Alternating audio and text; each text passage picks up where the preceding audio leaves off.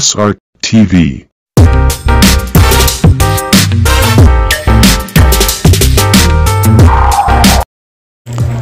Okay, start tayo. Number 2 guide.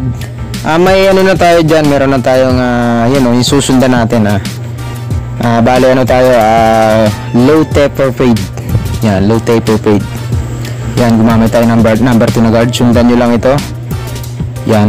Bale kung sa baba lang siya, mga isang daliri lang at konti. Ganun lang kataas yan yung low taper fade. Okay, number 1 ang sunod natin. Number 1 guard. Yan number 1 guard. Yan, low taper fade. Ganito ako mag taper fade. Basta sundan nyo lang to. Napakaangas pa ganito. Lalagyan natin din ang sa likod ng ganyan, Yan, guideline yan. Yan, may ganyan din siya sa likod.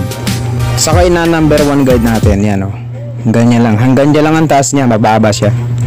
At yan, gumamit tayo ng 0.5 para mawala yung kanto at gumanda yung pagka-blending niya. Next natin, ito yung sinasabi ko palagi. Ito yun, yung specialty natin. Bago natin i-clipper overcomb, ito muna yung ginagawa ko dyan. Yan, trimming scissor, napakasok na yung daanan. Pag napadaanan ko yan ng trimmer scissor na ganyan, napakaganda ng haguran ng ng razor. Soft na siyang daanan, napakalambot na. At tsaka parang nawawala na agad yung kanto niya pag nagaginanyan mo siya. Trimming scissor. Yan, saka ako siya i-clipper overcomb kung ganyan, Napakagandang daanan ng razor pag ganyan.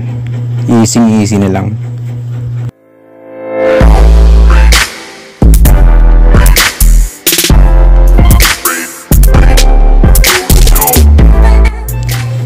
At yun, same process pa rin tayo. Number 2 na guide ulit. Tulad ng ginawa natin sa kabila. Yan, number 2 rin. Meron na siyang guideline katulad ng kabila. Sundan nyo lang to.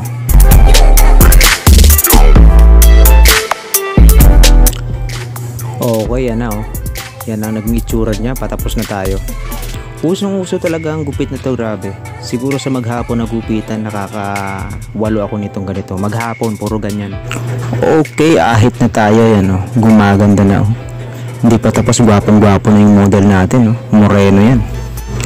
Nako, makakarami ng chicks to si boy sa school nila. Usong-usong gupit kasi itong ganito.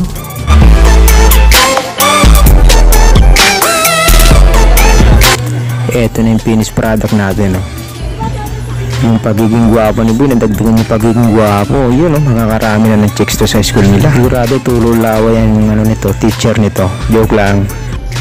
Yun, hindi masyado maganda pero pwede na, diba?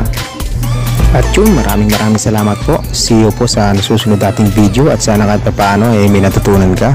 Follow for more.